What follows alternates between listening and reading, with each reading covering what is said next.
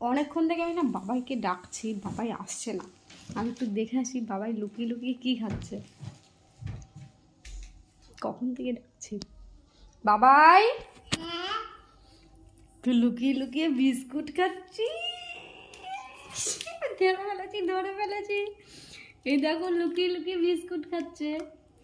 এ বাবা, সারাদিন সেই সকালে কটা মাছ ভাজা দিয়ে দুগাল ভাত খেয়েছে, তারপরে ঘুমাচ্ছিল, ঘুমিয়ে টুমিয়ে এখন বিস্কুট খাচ্ছে লুকিয়ে লুকিয়ে। খিদে পেয়েছে?